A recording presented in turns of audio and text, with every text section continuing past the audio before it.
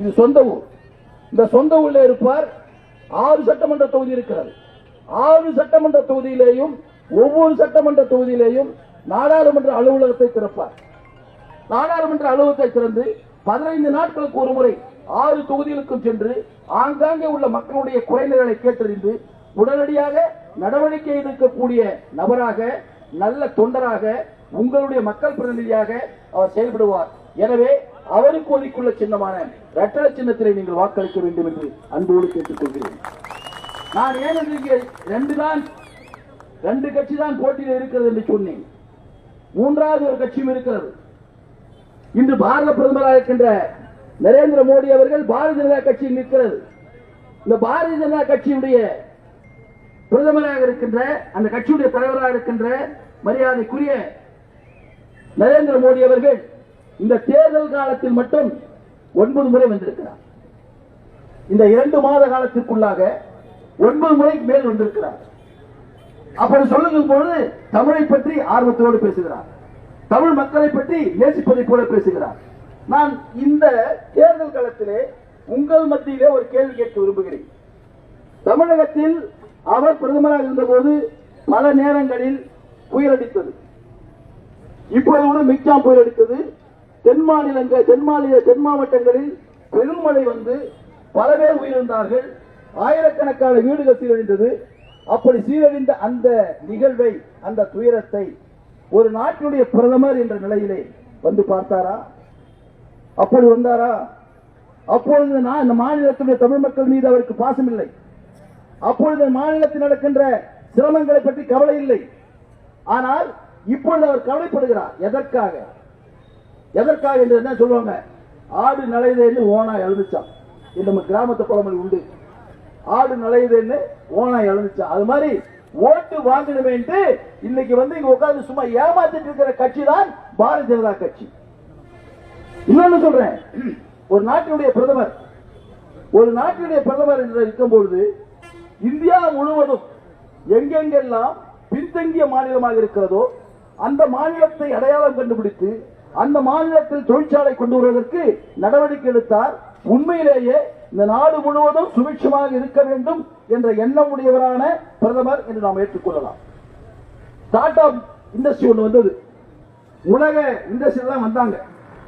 டெல்லியில வந்து பழகும்போது இவர் போயிட்டார். அந்த நிகழ்ச்சி குஜராத்தில் ஒரு மீட்டிங், இவர் போயிட்டார்.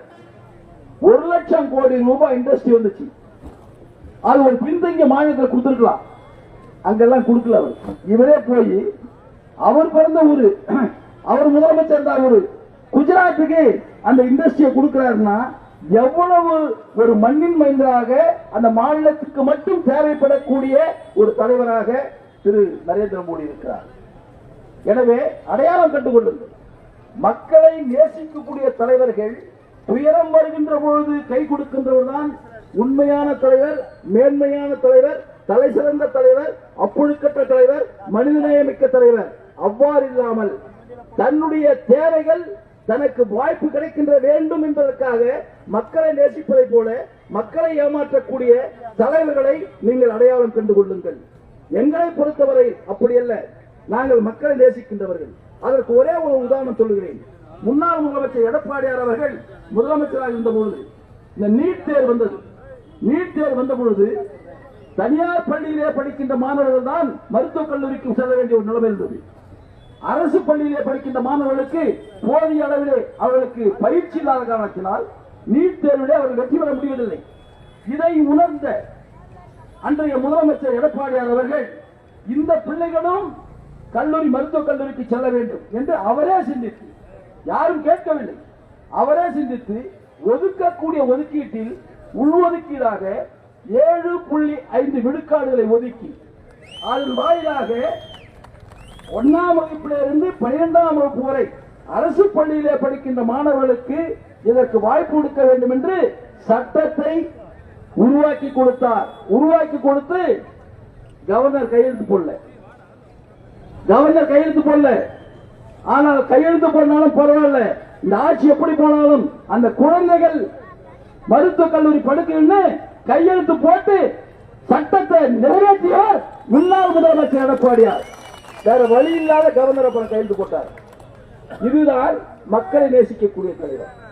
இதுதான் கீழ்த்தட்டிலே இருக்கின்றவர்களை கைதூக்கி கொடுக்கக்கூடிய தலைவர். இப்படிப்பட்ட செயல்பாடுகள் உடையக்கூடிய கட்சி அதிமுக. புரட்சித் தலைவர் எம்ஜிஆர் அவர்கள் தான் சம்பாதித்த சொத்தையே வாரி வாரி வழங்கி இறுதியாக தான் வாழ்ந்த வீட்டையும் கண்ணில்லாத கால் கேட்காத மாணவ செல்வங்களுக்கு எழுதி வைத்து கொடுத்து விட்ட தலைவர் புரட்சித் தலைவர் எம்ஜிஆர். அதேதான் புரட்சித் தலைவர் அம்மா அவர்கள் இருக்கின்ற வரை ஏழைகளுக்காகவே வாழ்ந்து படித்தார். இன்று இருக்கின்ற எங்களுடைய இளந்தலைவர் இப்படி மக்களை நேசிக்கக்கூடிய, மக்களுக்கு தொண்டு செய்யக்கூடிய தலைவராக இருக்கிறார். இந்த முப்பெரும் தலைவரின் தொண்டராக அன்பிற்குரிய சகோதரர் ஜேபி என்கிற ஜெயபிரகாஷ் அவர்கள் இரட்டை சின்னத்திலே போடுகிறார்கள். அவருக்கு நீங்கள் வாக்களித்து வெற்றி பெற செய்வீர்கள் என்று சொன்னால் ஒரு உன்னதமான நாடாளுமன்ற உறுப்பினராக இருப்பார். நமக்கு நிறைய தேவை இருக்கிறது. என்ன என்று சொன்னால், இப்பொழுது மிகப்பெரிய அளவிலே வளர்ந்து வருகின்ற மாநகரம், அருகாமையிலே பெங்களூர் இருக்கிறது. ஏற்கனவே நம்முடைய எலக்ட்ரானிக் சிட்டி வரை மெட்ரோ ட்ரெயின் வந்துவிட்டது. அது ஓசூருக்கு வர வேண்டும். ஓசூருக்கு வர வேண்டும் என்று சொன்னால் நிச்சயமாக ஜெயபிரகாஷ் நாடாளுமன்ற உறுப்பினர் ஆனால் அடுத்த 5 ஆண்டுகளுக்குள்ளாக அந்த மெட்ரோ ட்ரெயின் நம்முடைய ஓசூருக்கு வரும். அதே போல கிருஷ்ணகிரி யோகாப்பேட்டையிலிருந்து நீண்ட காலமாக நிலவியுள்ள ரயில்வே லைன் ஓசூருக்கு அது முயற்சி செய்யப்படும். உறுதி சொல்ல முடியாது, முயற்சி செய்யப்படும். ஆனால் மெட்ரோ ட்ரெயின் எந்த சூழ்நிலையிலும் ஓசூருக்கு நிச்சயமாக கொண்டு வருவது உறுதி. எனவே அவருக்கு நீங்கள் வாக்களிக்க வேண்டும். அதே போல முன்னாள் நம்முடைய நாடாளுமன்ற உறுப்பினர் அன்பிற்குரிய அசோக் குமார் அவர்கள் நாடாளுமன்ற உறுப்பினராக இருந்தபோது பல்வேறு வளர்ச்சி பணிகளை அவர் செய்திருக்கிறார். அதில் ஒன்று கேந்திர வித்யாலயா பள்ளி, மத்திய அரசுடைய பள்ளி. அந்த பள்ளியை அனைத்தும் அவர் கொண்டு வந்து விட்டார். இடம் கிடைக்காத காரணத்தினால் அது நிலுவையில் இருக்கிறது. அதையும் அவர் முயற்சி செய்தார். ஆட்சி மாறிவிட்டது. அந்த ஆட்சி மாறிய பின்பு இடம் கொடுக்காமல் இந்த திராவிட முன்னேற்ற கழகம் தவிர்த்து வருகிறது. அதையும் இடத்தை அடையாளம் கண்டுபிடித்து கேந்திர வித்யாலயா பள்ளியையும் கொண்டு வரக்கூடிய திறமைமிக்க ஒரு வேட்பாளர் அன்பிற்குரிய சகோதரர் ஜேபி என்கிற ஜெயபிரகாஷ். எனவே வாக்காளர் பெருமக்களே, அன்பு சகோதரர்களே, நல்ல வேட்பாளர், அந்த வேட்பாளரை வெற்றி பெற செய்யுங்கள். உங்களோடு இருப்பார், உங்களில் ஒருவராக இருப்பார், உங்களுடைய தேவைகளை பூர்த்தி செய்யக்கூடியவராக இருப்பார். எந்த நேரத்திலும் சந்திக்கக்கூடிய ஒரு நல்ல உன்னதமான நாடாளுமன்ற உறுப்பினராக இருப்பார் என்பதை தெரிவித்து அவருக்கு இரட்டை சின்னத்தை வாக்களிக்க வேண்டும் என்று கேட்டுக்கொண்டு, இறுதியான இந்த பரப்புரையில் கடந்த 20 நாட்களாக மாவட்டம் முழுதும் பம்பரம் போல் சுற்றி தேர்தல் பணியாற்றிய எங்களுடைய அன்பு சகோதரர் மாவட்ட கழக செயலாளர் பாலகிருஷ்ண ரெட்டி அவர்களுக்கும் அசோக் குமார் அவர்களுக்கும் அவரோடு இணைந்து எல்லா வகையிலும் தோளோடு தோல் நின்ற பணியாற்றிய ஒன்றிய, நகர, கிளைக்கழக, பேரூர் கழக மற்றும் உறுப்பினர் பெருமக்களுக்கும், அதோடு மட்டுமல்லாமல் எங்களுடைய கூட்டணி சேர்ந்து எங்களுக்காக கடுமையாக உழைத்த தேசிய முற்போக்கு திராவிட கழகத்துடைய முன்னணி தலைவர் பெருமக்களுக்கும், தொண்டர்களுக்கும், அதே போல புதிய தமிழகம், புரட்சி பாரதம், SDPI, IUTM ஆகிய நிர்வாகிகளுக்கும் தொண்டர்களுக்கும் எங்களுடைய இயக்கத்தின் சார்பாக மனமார்ந்த நன்றியை தெரிவித்துக் கொண்டு நாளை மறுநாள் நடைபெற இருக்கின்ற இந்த தேர்தலில் அனைவரும் கண்துஞ்சாமல் காலையில் 6 மணிக்கு சென்று இரவு 8 மணி வரையில் இருந்து வாக்காளர்களை அழைத்து வந்து வாக்குச்சாவடிக்கு அழைத்து பெருவாரியான வாக்குகள் வித்தியாசத்தில் ஜெயபிரகாஷ் வெற்றி பெற்றார் என்ற செய்தியை கேட்பதற்கு நீங்கள் கடுமையாக உழைக்க வேண்டும் என்று கூறி வாக்காளர் பெருமக்களுக்கும் இருகரம் கூப்பி நாங்கள் கேட்டுக்கொள்கிறோம். நல்லவருக்கு வாக்களியுங்கள், திறமையானவருக்கு வாக்களியுங்கள், நல்ல இயக்கத்திற்கு வாக்களியுங்கள், மக்களை நேசிக்கக்கூடிய இயக்கத்திற்கு வாக்களியுங்கள். நாங்கள் மக்களையே நேசிக்கின்றவர்கள், மக்களே எங்களுக்கு எஜமானவர்கள். உங்கள் குரலே எங்களுடைய குரலாக ஒலிக்கும் என்று கூறி இரட்டை சின்னத்திற்கு வாக்களிக்க வேண்டும் என்று கூறி விடைபெறுகிறேன். நன்றி, வணக்கம். இறுதியாக ஏற்புரை. நன்றி உரை நம்முடைய பகுதி கழக செயலர் ராஜு அவர்களுக்கு. நம்முடைய கழக வேட்பாளர் ஜேபி என்ற ஜெயபிரகாஷ் அவர்களை உங்கள்கிட்ட வாக்கு சேகரிப்பார். வருகின்ற 19ஆம் தேதி நடைபெறவிருக்கின்ற நாடாளுமன்ற தேர்தலில் எனக்கு வாய்ப்பளித்த கழகத்தின் பொதுச் செயலாளரும் முன்னாள் முதலமைச்சர், இந்நாள் எதிர்க்கட்சி தலைவர் அவர்களுடன் நல்ல ஆசையுடனும் மண்ணின் மைந்தன் கழகத்தின் துணை பொதுச் செயலாளர்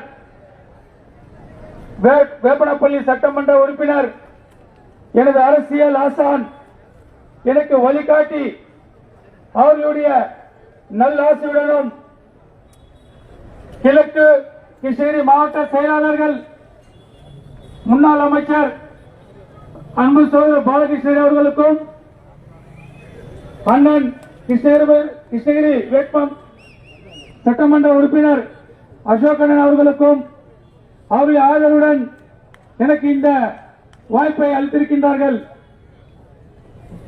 இந்த கிருஷ்ணகிரி மண்ணுக்கும் ஒசூர் மக்களுக்கும் சேவை செய்ய வேண்டும், நல்ல திட்டங்களை செய்து கொடுக்க வேண்டும் என்று எனக்கு இந்த வாய்ப்பை அளித்திருக்கின்றார்கள்.